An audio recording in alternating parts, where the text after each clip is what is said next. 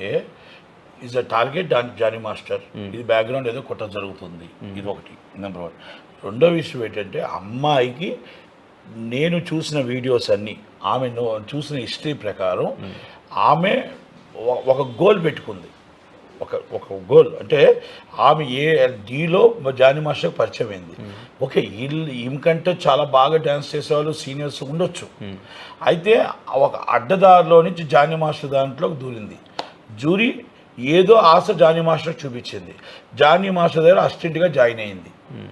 అది ఆకర్షణ అవ్వచ్చు, ఏవైనా అవ్వచ్చు. మేబీ దానికోసం మనం ఆ క్వశ్చన్స్ మనకు అవసరం లేదు. అక్కడ ఆమె మైనర్, జాయిన్ అయ్యేటప్పుడు మైనర్గా జాయిన్ అవుతాడు. ఇక్కడ ట్విస్ట్ ఏంటంటే మైనర్గా జాయిన్ అయ్యింది అసిస్టెంట్గా, సారీ డాన్సర్గా. ఎందుకంటే డాన్సర్ తర్వాత అసిస్టెంట్ కార్డు ఇస్తాడు, అసిస్టెంట్ తర్వాత ఇంకొస్తారు, మళ్ళీ వెంటనే డాన్సర్ కార్డు ఇవ్వరు మామూలుగా అయితే. అంటే అది యూనియన్ రూల్స్. డాన్సర్కి కూడా యూనియన్ 18 తర్వాత ఇస్తారు, బిఫోర్ మేజర్కి కార్డ్స్ ఇవ్వరు. కనుక ఆమె కార్డు ఎలాగిచ్చారు 16 సంవత్సరాలకి? నెంబర్ 1 ప్రశ్న. నెంబర్ 2, ఆ 16 సంవత్సరాలకి ఏ షూటింగ్లో జాయిన్ అయ్యింది? డాన్స్ మాస్టర్ జానీ మాస్టర్ అసిస్టెంట్లు ఎవరు? డాన్స్ మాస్టర్ ప్రోగ్రామ్ ఇన్ఛార్జ్ ఎవరు? ఆ షూటింగ్ నిర్మాత ఎవరు? ఆ లొకేషన్ ఎక్కడ? ఆ మేనేజర్ పేరేంటి? ఆ కంపెనీ పేరేంటి? ఈ ఫోక్స్ చట్టం కింద మైనర్కి మనం మామూలుగా కాదు, ఆమె ఒప్పుకొని చేసినా, ఆమె ఒప్పుకోకుండా చేసినా, ఏం చేసినా 100% రేప్ అటెంప్ట్ కింద వస్తుంది. రేప్ అటెంప్ట్ కింద వస్తాడు. ఆమె విక్టిమ్. ఆమె మీద కేసు పెట్టాడు, జానీ మాస్టర్ మీద కేసు పెట్టేదాడు. ప్రోత్సహించేవాడు అంటే లొకేషన్ ఎక్కడ, ఏ లొకేషన్లో ప్రోత్సహించారు? పలానా లొకేషను, పలానా షూటింగ్. ఆ లొకేషన్ ప్రొడ్యూసర్ ఎవరు? పలానా పేరు. ఆ డైరెక్టర్ ఎవరు? పలానా పేరు. ఆ మేనేజర్ ఎవరు? పలానా పేరు. అక్కడ ప్రోగ్రామ్ ఇన్ఛార్జ్ ఎవరు? పలానా పేరు. వీళ్ళందరి మీద కేసులు రిజిస్టర్ అవ్వాలి. వీళ్ళందరి మీద కేసులు రిజిస్టర్ అవుతాయి. ఎందుకంటే ఈయనకి ఆ అమ్మాయిని రేప్ చేసే సపోర్ట్ చేసిన వాళ్ళు వీళ్ళంతా. Is a location, is a cause of action లొకేషన్లో ఆ పోక్స్ చట్టం కింద ఆ అమ్మాయి ఒప్పుకున్నా ఒప్పుకోకపోయినా ఒకవేళ నిజంగా జరిగి ఉంటే ఆ జరిగిన సిచ్యువేషన్ మొత్తం టోటల్గా ఆ పోక్స్ చట్టం కింద కంపల్సరీ వీళ్ళందరూ లోనకి వెళ్ళాలి. ఓకే, ఇది పోలీస్ ఇన్వెస్టిగేషన్లో తేడాలి. నెంబర్ 1. నెంబర్ 2, ఆ 7 సంవత్సరాల నుంచి మనం చరిత్ర చూసుకుంటూ వస్తే ఇప్పటికి 22 సంవత్సరాల వయసు వస్తుంది ఆమెకి. ఈ 22 సంవత్సరాల్లో నేను మొత్తం టోటల్గా ఆమె వీడియోస్ అన్నీ చూశాను.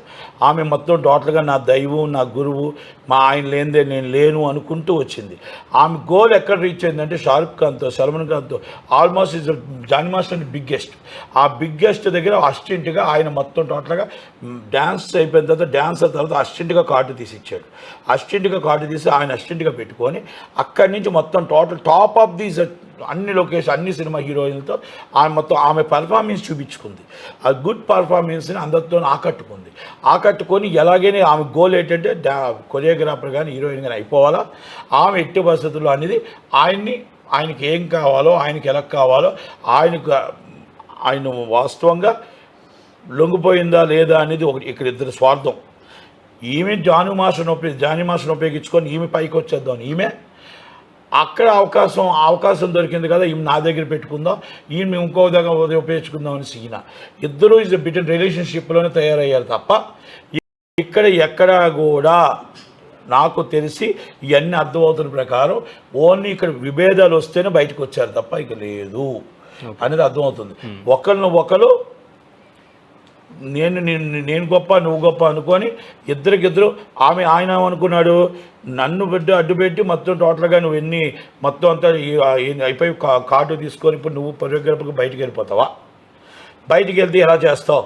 నువ్వు నాకే దక్కాలి, నాకే ఉండాలి అనేది ఆయన వర్షన్ అయి ఉండొచ్చు.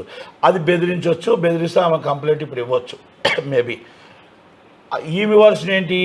నీతో నాకు పని అయిపోయింది, నేను ఆల్రెడీ నాకు టాప్ హీరోయిన్స్తో నాకు ఆల్రెడీ వస్తుంది, నేను బెస్ట్ కొరియోగ్రాఫర్గా, నేను పర్ఫార్మెన్స్గా నేను ఆల్రెడీ వెల్ నోటెడ్ అయిపోతున్నాను కాబట్టి నా గోల్ నేను టాప్లోకి వెళ్ళిపోవాలి, నీతో నాకు అవసరం లేదు అని విభేదించింది. ఓకే. విభేదించి ఉంటుంది. అక్కడ వీళ్ళకి గొడవలు స్టార్ట్ అయ్యి అక్కడి నుంచి సుకుమార్ గారి దగ్గర చెప్పడం జరిగింది. సుకుమార్ గారు మీకు సపోర్ట్ చేయడం జరిగింది. ఆయన సపోర్టెడ్ ఇది ఛాంబర్ చెప్పడం జరిగింది. ఛాంబర్ వారు 15 రోజుల్లో మొత్తం టోటల్గా ఎంక్వైరీ చేయడం జరిగింది. ఎంక్వైరీ చేసి తప్పు నిర్ధారించేసి ఆల్రెడీ పోలీస్ స్టేషన్ పంపించడం జరిగింది. పోలీసు వారు ఆటోమేటిక్గా చట్టం అన్నీ చూసుకొని స్టేట్మెంట్ రికార్డ్ చేసుకొని కేసు పెట్టడం జరిగింది. ఓకే. అక్కడ ఛాంబర్ వారు ఒక తప్పు చేశారు. ఆ కమిటీ ఏం చేసిందంటే ఎంక్వైరీ చేసేటప్పుడు ఫస్ట్ మనం ఎంక్వైరీ చేసేటప్పుడు కమిటీ రిపోర్ట్ ఏదైతే ఛాంబరు అసలు 16లో పోక్స్ చట్టం ఎప్పుడైతే పెట్టారో మనకి ఇచ్చిన కంప్లైంట్లో ఏ లొకేషన్ ఇచ్చారు, ఏ సినిమా లొకేషన్ ఇచ్చారు, card dance master dancer card ఎవరు ఇప్పించారు, అసలు ప్రోగ్రామ్ ఇన్ఛార్జ్ ఎవరు, ఆ షూటింగ్ లొకేషన్లో డైరెక్టర్ ఎవరు, అసలు ఎంతమంది ఉన్నారు, ఎంతమంది ఉంటుండగా అక్కడ అత్యాచారం జరిగింది మైనర్గా, లేకపోతే హోటల్లో జరిగిందా, లేకపోతే ఇంట్లో జరిగిందా, ఎవరు, ఇవన్నీ ముందు మనం ఛాంబర్లో ఒక ఇన్వెస్టిగేషన్ చేసుకోవాలి. ఆ అమ్మాయి 7 సంవత్సరాల నుంచి ఆ వీడియోలు చూసుకోవాలి. అసలు ఆ వీడియోలు చూసుకొని ఇద్దరికి కలిపి ఒక అమ్మాయి మొత్తం టోటల్గా 7 సంవత్సరాల నుంచి ఇబ్బంది పడుతూ ఉంటే ఈరోజు మొత్తం టోటల్గా మనం అన్నీ చూస్తే అన్ని బెస్ట్ పర్ఫార్మెన్స్ అన్నీ కూడా చేసుకుంటూ టాప్ గోల్లోకి వెళ్ళింది తప్ప ఎక్కడా కూడా ఆమె ఇబ్బంది పడుతున్న దాఖలాలు కనబడట్లేదు. భయపిస్తే భయపడుతూ చేసే అవకాశం అయితే నాకు కనబడట్లేదు.